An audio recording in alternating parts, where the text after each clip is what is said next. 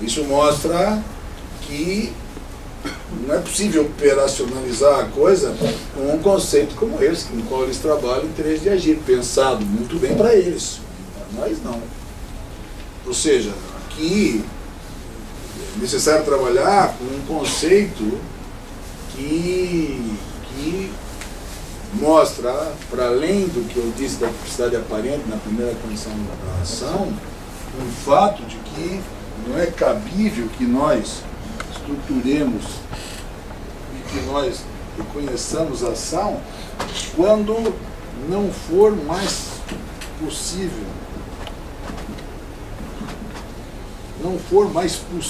punir, não é?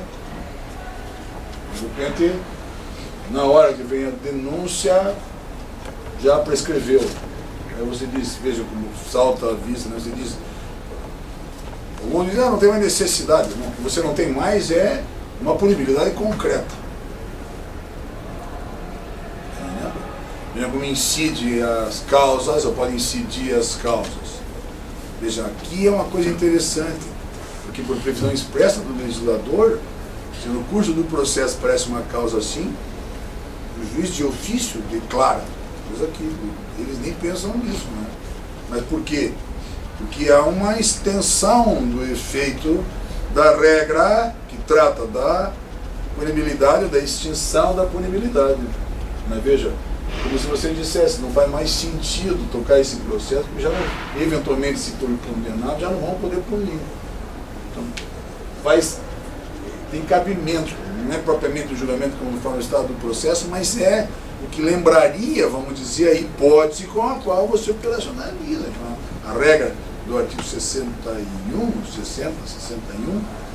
serve para isso, né? O juiz extingue de ofício, e é possível, inclusive, desse modo, que mostra, dentre outras coisas, como ele que comanda, independentemente do que se requer, ele extingue porque incide nisso. Essa base se dá em face da própria ação. Quer dizer, se você denuncia, mas está prescrito, se você denuncia e incide outra qualquer causa, já não tem mais disponibilidade concreta. E isso funcionaria como uma condicionante para se ter ação. Da mesma maneira, que isso se passaria também com a legitimidade, mas se passa com a legitimidade na forma como estabelecida pela estrutura processual penal. Quer dizer, é a lei que garante, não é? A lei que garante. A lei que garante para dizer crime privado, ação de iniciativa privada. Crime público, Ministério Público, não é? Condicionado, não condicionado, é de outra coisa que se trata, mas é essa estrutura, vamos dizer. Como tem muito problema com a ação de iniciativa privada, por exemplo, o projeto do Código que elimina uma estrutura de iniciativa privada. Uma questão de coerência, alargando as hipóteses de autorização para que o Ministério Público agisse a partir da intervenção das pessoas, da vítima, etc. Mas, na base, o que está lá mesmo é isso. Isso é um controle que se tem que fazer. Agora veja como esse negócio é importante. Vocês viram o que eu disse, né? Se se denuncia, não tem tipicidade, mas o juiz recebe, não tem como resolver o problema. Não tem julgamento, não vai estar no processo. Fica a coisa pendurada lá. Não raro com os caras fazendo diabo para resolver mesmo sem a tipicidade. Pronto. Se falta punibilidade concreta, o juiz, entre aspas, assim, tranca de ofício até o processo. Reconhece de ofício, deve reconhecer. Se falta legitimidade, ele anula o processo. Causa expressa de nulidade do processo. Eu trabalhei com isso, não é? De, se caso de iniciativa privada, o Ministério Público acionar, você depois ir lá e dizer ao juiz, olha, o Ministério Público não tem legitimidade. O juiz anula, não é? De uma maneira tal que o legitimado possa fazer. Por isso que vejo como uma estratégia de defesa, né? Isso normalmente se faz 6 meses e 1 dia. depois, né? E nós sabemos que tem um prazo, esse prazo vai aí, né? Os caras ficam doidos da vida, não sabem o que fazer com a coisa, sabe? Mas é uma questão de operacionalização.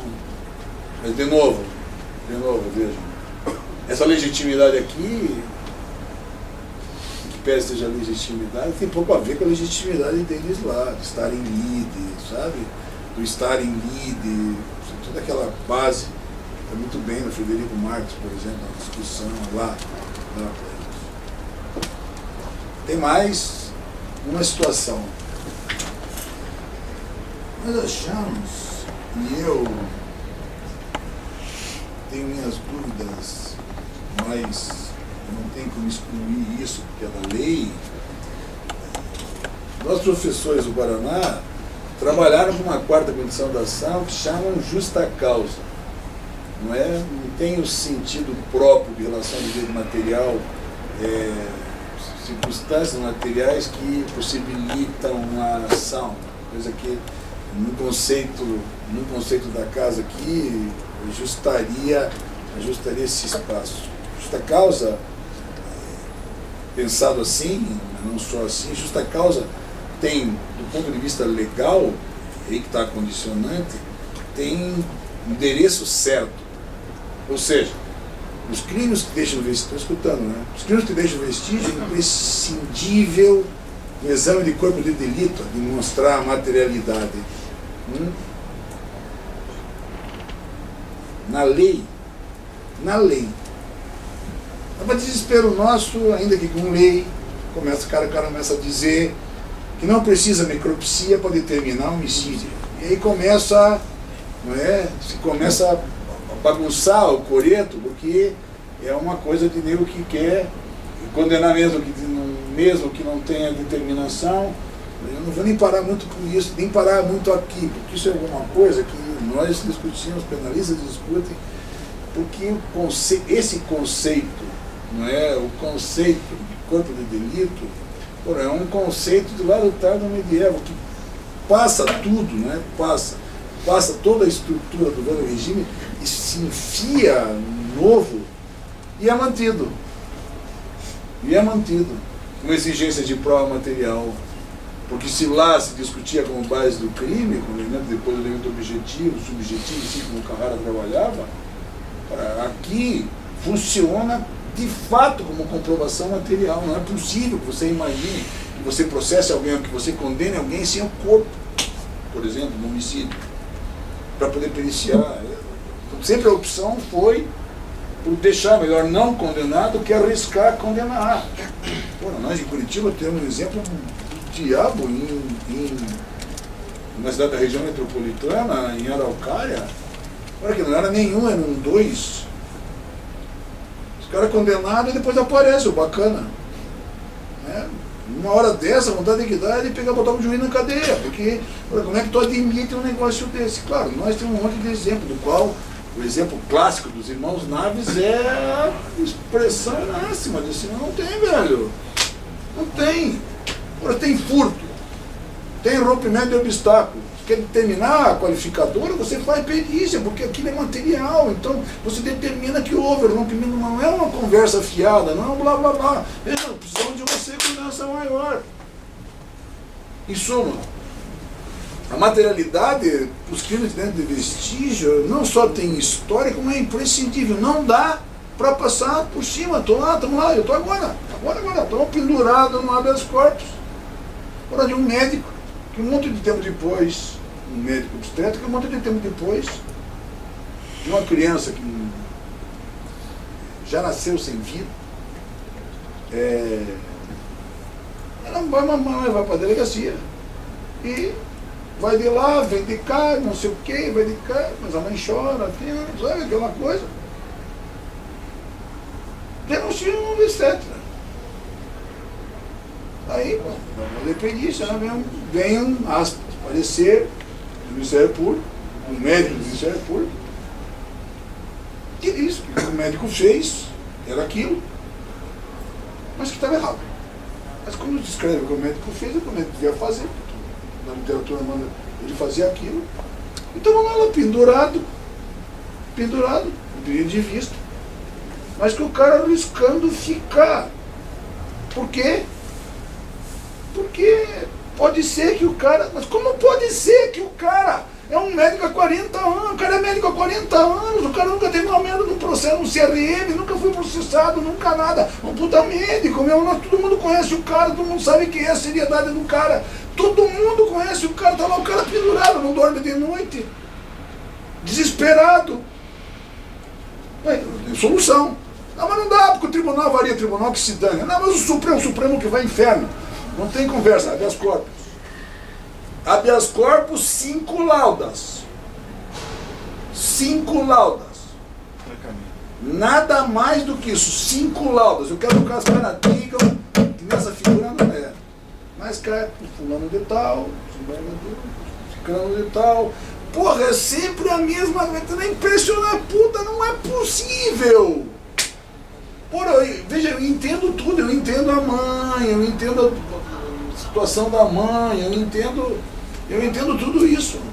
Mas os médicos são só meio, velho. O cara não pode fazer a criança nascer com vida, se a criança nascer morta. Que você até inicie, que você verifique se fizeram correto, ou não fizeram correto, etc e tal. Mas é imprescindível que você determine e que você deixe expresso que a morte é decorrência daquilo que o médico fez. Porra, mas se você descreve que o médico fez certo, e depois por um outro motivo que sei lá você precisa pegar o médico, está preclusão da minha cara. Evidentemente não pode ser assim. Então é de mais relevante isso, é muito importante isso. Mas, estão escutando, né? Isso é matéria de prova. Isso que, entre outras coisas, é complicado no habeas corpus, porque de repente o cara dá se você bobear, ele dá um jogo no habeas corpus e diz que a matéria probatória não é precisa. Estão ouvindo? E da mesma forma que a materialidade do delito se encaixa aqui nessa hipótese, também a regra do 41 com indício de autoria. Né? Porque é impressionante que você possa denunciar alguém sem nenhum indício. E não é um indício, né? Vamos colocar a coisa assim. Não vou nem entrar muito nessa discussão, porque isso também é uma questão para discutir, né? Não é bem aquela lucubração, aquilo que é convicção. Não, precisa de indício. Não vou nem parar para discutir esse negócio porque é mais relevante, mas fala de indício. Indícios. Precisa mais de um. Precisa mais de um. Né? A justificar, digamos assim, a autoria. A justificar a autoria. Tudo isso é coisa que se deve investigar e que se deve aprovar. A investigação preliminar se dá para isso, para juntar os... Às vezes a investigação preliminar serve para juntar elementos desde esse ponto de vista. Que, claro, na base do que eu falei de Napoleão e Cambacérès, hoje é pau para toda obra, de consequência serve para condenar. Mas no fundo, toda a hipótese é juntar elementos para poder justificar a quem formula a acusação, ou seja, quem aciona, vai obter o reconhecimento da ação justo porque preenche esses elementos.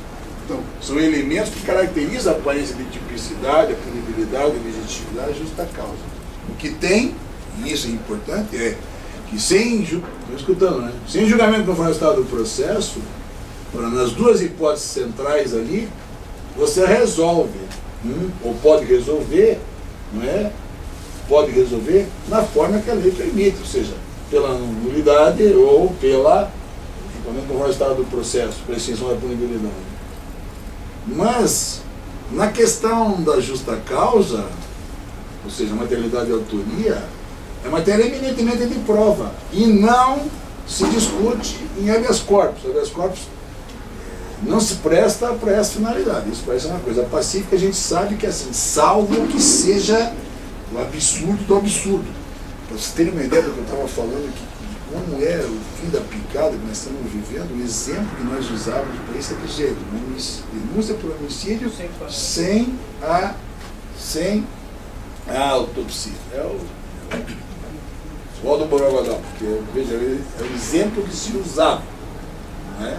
Por que eu estou falando disso? Por que eu estou falando disso? Porque o que sobra, digamos assim, é a tipicidade. Por isso que o que se exige é a aparência de tipicidade, não precisa de tipicidade toda, digamos assim. Porque isso é alguma coisa que vai ser determinado em face do próprio julgamento do caso penal, olhado para o crime lá na sentença. Perfeito? Mas a aparência de tipicidade é alguma coisa que se determina desde logo. Portanto, é justo nesse conceito que se costura estão ouvindo, né? A possibilidade de se atacar as acusações do processo penal por habeas corpus. E ainda assim, se não for matéria de prova. Se for matéria de prova, o tribunal, salvo muito trabalho, o tribunal não reconhece e o tribunal julga improcedente sob o fundamento de que o remédio heróico não serve para apreciar matéria de prova, etc. e tal. Sacaram? Por isso que nós temos tanto problema, por isso que nós temos tanto habeas corpus, claro, o advogado ganha dinheiro com habeas corpus, etc. Nós sabemos disso. Nós temos tanto habeas corpus e os tribunais reclamam tanto do excesso de habeas corpus.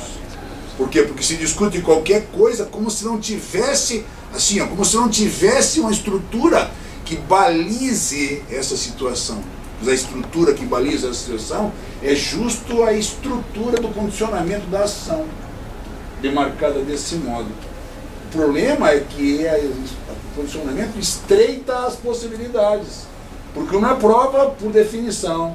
Os outros dois são questões que você resolve, a não ser que você não consiga resolver. Fica a punibilidade, o juiz não extingue, você pode ter habeas corpus, naturalmente. Então, mas aí já é por uma violação externa, que não é a da condição em si. No fundo, o chamado habeas corpus para trancamento do processo só cabe quando a falta de tipicidade for flagrante. Mesmo. Não é mesmo. Nessa hipótese que eu acabei de referir, onde a tese é o fato não teve. Ou seja, a morte é um ato natural. Morte é um fato natural. Está entendendo? Porque aí o que você faz? Você diz, isso faz com que seja absolutamente atípico. Por isso que os caras dizem, se tem uma aparência de tipicidade, processa. Na dúvida, você processa.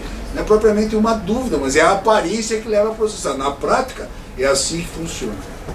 Então, por que eu estou dizendo isso? Por que eu fiz questão disso? Não só por conta da prática, da importância que tem, mas porque isso é bem a cara do Brasil, não é? Toda essa base do condicionamento da ação montada pelos nossos professores do Paraná, toda essa base estava demarcada no artigo 43 do Código.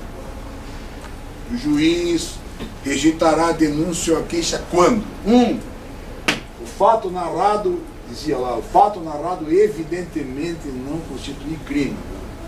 O negócio de verbo aí diz, isso expressa a aparência de tipicidade.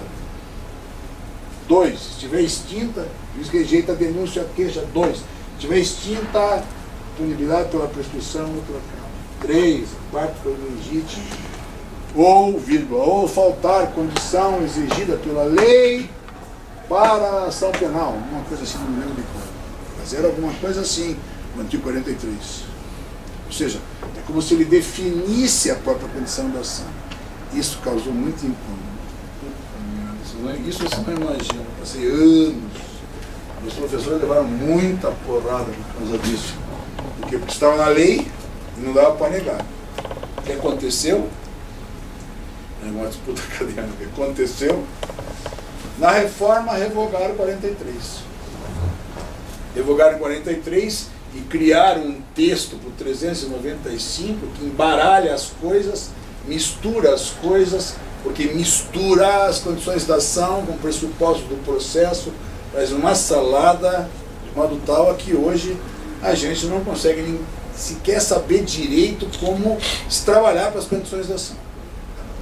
Eu insistentemente sigo dizendo aos meus alunos, não duvide, estando na lei ou não estando na lei, as condicionantes são aquelas que estão lá pela própria lógica do sistema. Então não adianta você revogar o 43, porque o velho 43 sobrevive em face daquilo que a gente faz. Você impetra ali as provas, o cara diz, porra, o troço tem que ficar, porque tem uma aparência de crime e dane-se e fica. E por aí vai. E se você entra para falar dos casos da justa causa, o cara diz, essa questão de justa causa é matéria de prova, não conheço por isso. Claro que na prática é um problema, porque os advogados ganham dinheiro fazendo habeas corpus. Cada habeas corpus eles cobram. Então, fica uma coisa meio assim. Meio assim. A nebulosa ajuda nisso, porque ajuda o cara a fazer independentemente do que está lá. Antigamente o cara dizia, pera, o 43 resolve isso. Eu lembro muito bem do Telmo Xerém falando disso. Nós aprendemos, todo mundo aprendeu como funciona e tal, e arquivo. A moda de desautorizar que o cara vai fazer habeas corpus, não precisa habeas corpus, velho. Não é disso que se trata. Porque se é punibilidade, o cara extingue, você vai atrás. Se é legitimidade, o cara anula, você vai atrás. Se é matéria de prova, é matéria de prova, a não ser que seja evidente, porque tem que ter perícia, o cara não bota a perícia.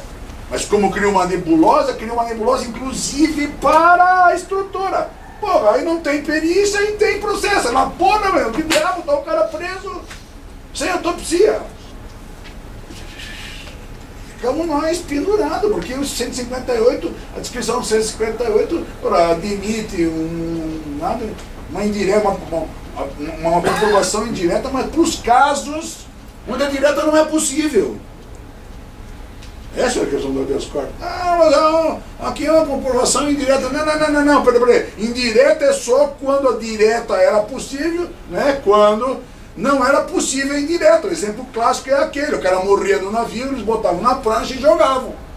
O capitão do navio, lá, antigamente, o capitão do navio certificava e não era possível manter o corpo para fazer corpo de delito. Tá vendo? Então veja como é uma indireta, mas justo porque não é possível fazer. O cara cai na quina de ácido na fábrica, empurrado por um amigo, e pss, botaram, né? Pss. É o cara, esse filme de, né, parece aquele Jornada nas Estrelas, né, que vem o raio, fica só um montinho de pó, assim, né? O cara desaparece, né? Tá entendendo? Mas veja como é lógico, veja como tem uma estrutura lógica, né? Ora, os caras estão brigando, um escorrega, cai na tina de ácido, morre. Eu sei disso porque tem um caso desse antes. Some, aí o cara sumiu na tina. Tá entendendo? Veja, é nisso. Mas se você tem a possibilidade, tem um acidente de carro, tem a possibilidade de fazer o exame de corpo de delito, e você não faz, o Estado não faz, não impute a mim pagar o preço de uma inação que é eminentemente estatal, como não está lá mandado, o cara tem que fazer aquilo, eles devem fazer aquilo, mas não tem um serviço. O Estado é mínimo, o Estado é mínimo e não tem perito, o problema é teu, Zé, vai tomar banho, não me vem com essa história. Não impute a mim aquilo que você tem que fazer por determinação constitucional ou legal. Esse que é o, veja como esse, aí que está o ponto. Então, nisso tudo, de novo, repito, sobra só a aparência de tipicidade para um eventual trancamento do processo. Né? Aqui de novo vale isso, né? Que eu falei há pouco do discurso. Continuamos falando habeas corpus, trancamento da ação penal. Ação penal não se tranca, a não ser que você mate o cara na porta do foro. De novo, para matar o cara na porta do foro. Não serve para isso aí. Isso é mesmo porque quando você vai para trancar, o processo já está andando. Então você tranca o processo. Pode ser que você tenha que mandar porque tem uma nulidade. Então o juiz concede o habeas corpus e manda anular. Então anula e volta tudo para recomeçar. Você que atinja, a gente fala de ovo, ab início, atinge inclusive aspas. Aquilo que formaliza a ação, a denúncia ou a queixa. Então anula ab início, volta para se fazer outra vez, etc. e tal. Mas sempre a estrutura é uma estrutura de tratamento do processo daquilo que está lá metido. Pois bem. Queria só mais uma alusão que me parece é também relevante. No processo penal nós temos questões específicas em alguns casos, em algumas hipóteses, que demandam, digamos assim, condicionantes extras. Eles também têm no processo civil, mas lá a coisa é mais, digamos,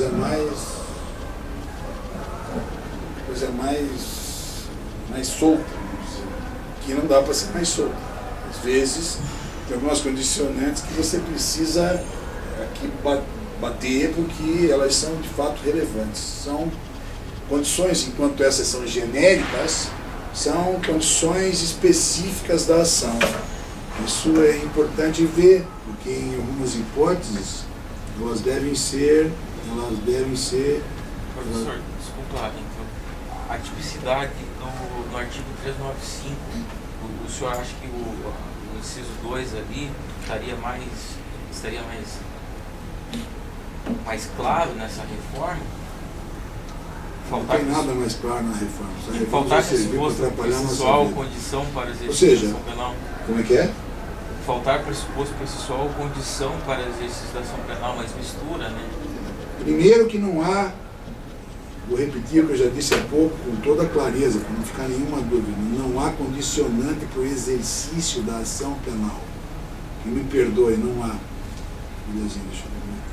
Não há. Não há condicionante para o exercício da ação penal.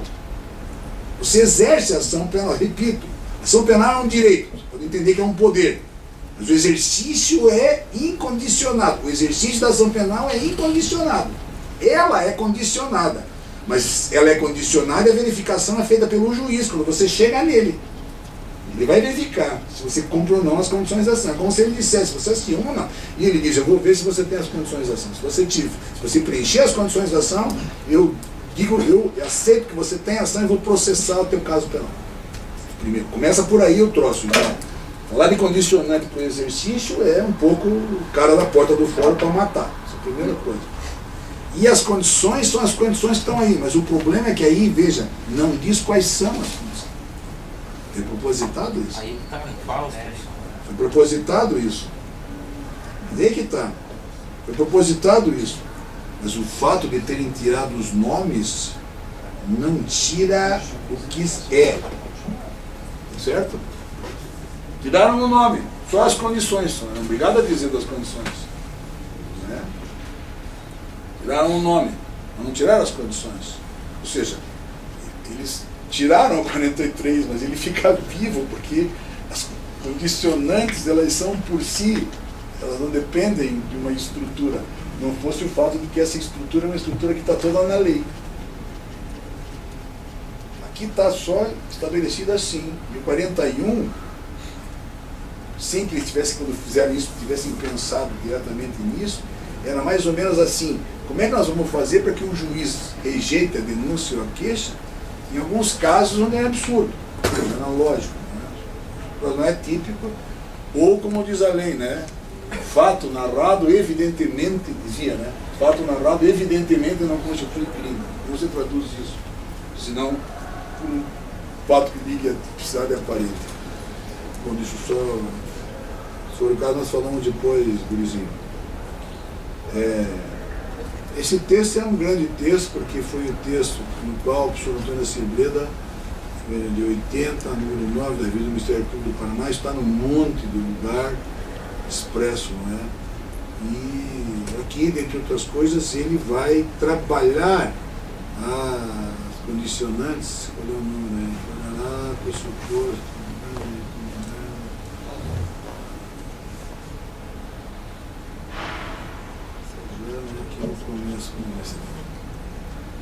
É um grande texto esse, porque é a base da... Valeria a pena ver. Veja, as condições, o pressuposto, ele explica o que é a condição, as condições da ação são requisitos exigidos pela lei, e o Breda já fala, né? Pelo exercício de qualquer ação penal, lembra o que eu falei, né? Eu debati muito com ele por causa disso, né? Condição para o exercício da ação penal. condenatória, e uma delas, a legitimidade, interessa sobre maneira o estudo, demais, que não veremos, isso é efeito. Por quê? Porque esse texto é um texto sobre a nulidade. A nulidade é isso que está aí. O Código de Processo trata das condições da ação de forma negativa, isto é, como causa de rejeição do enúncio queixo, 43 do Código. Mas, como o próprio nome indica, são requisitos positivos para que seja possível o exercício da pressão punitiva. Não trata de pressão punitiva ainda mais, isso eu entendo. O estudo sistemático 43, em confronto com a norma do artigo 18 do Código de Processo Penal, que fala do arquivamento, não é? Indica a presença das seguintes condições da ação. Fato penalmente relevante, isto é, a ocorrência de um tipo penal objetivo. Quanto a desse inciso, o Breda apanhou muito, porque evidentemente, quando você pensa no tipo objetivo, teria que demandar uma positividade que não seria possível.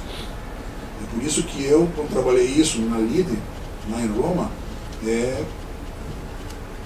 tirei. Eu vi o concurso dele, apanhou muito no concurso por causa disso. Eu tirei disso, mas não é por causa disso. É errado, porque não é a questão da tipicidade objetiva, é a questão da aparência de tipicidade. Por isso que o 43, quando falava, a denúncia que será rejeitada quando o fato narrado evidentemente não constitui crime. Claro, crime lá estava falado, como o Machado falava de tipicidade, não é? E a tipicidade, pelo evidentemente, era da aparência que tratava. Então, está aí. Depois ele diz, esse aí é a preliminaridade concreta desse fato e a legitimidade para a causa. Depois ele vai falar, 43, o tornado que dizia que era uma demasia, não sei o que não era. Depois a questão do artigo 18, uma outra hipótese de arquivamento, artigo 18, duvidosamente faltar a condição da ação por legislação penal, nos casos de titular inexperiente pedir o arquivamento por falta de base para a denúncia. Estaríamos diante da chamada falta de justa causa para a acusação, isto é, falta de prova do fato e de indícios de autoria, requisitos dispensáveis para o exercício da ação penal. Aí está a questão.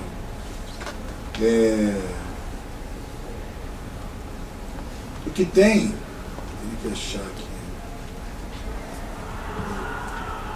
O que tem de extra, como eu disse, é que existem condições específicas em determinadas hipóteses. Por exemplo, quando nos casos de ação pública condicionada, é necessário que venha a representação, o que eles chamam de condição de procedibilidade. Não é? Não me parece que seja condição para proceder, mas é condição específica da ação.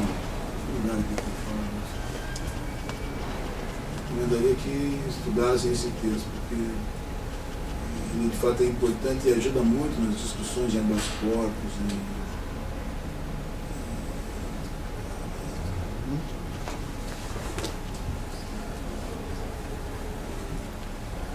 Número 6.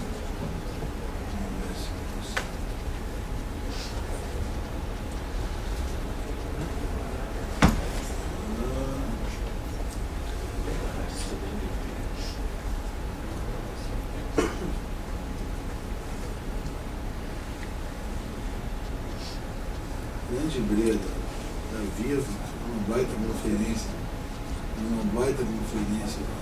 passei, né? Seja uma baita conferência lá na discussão, o Maurício estava muito legal. Lá das chamadas condições da ação, que são requisitos genéricos para qualquer tipo de ação penal, pública ou privada, a lei estabelece condições específicas para determinadas infrações penais. Por isso que eu disse, não é basicamente condições específicas, são condições específicas, não são provavelmente condições de procedibilidade ou de prosseguibilidade, como querem alguns. Condição específica para ação em determinados casos. Das denominadas condições de procedibilidade, eu escolhi que não é. O que? A representação do ofendido, a requisição do ministro da Justiça, etc., que não excluem o exame das condições de ação, a falta de uma condição de procedibilidade, quando a lei o exigir, também impede o exercício do direito de ação, ou seja, impede que o juiz receba. Foi dito em relação à legitimidade da parte, vale para os casos de falta de representação e requisição. Declaração de nulidade causará abusados pela parte. Não é só isso, tem vários outros casos, não é? Como a audiência prévia nos casos de crime contra a honra, se você trabalhar com aquilo que está no código. Ou seja, tem algumas hipóteses em que a lei exige outras condições que são condicionantes, porque são condicionantes do se receber a ação.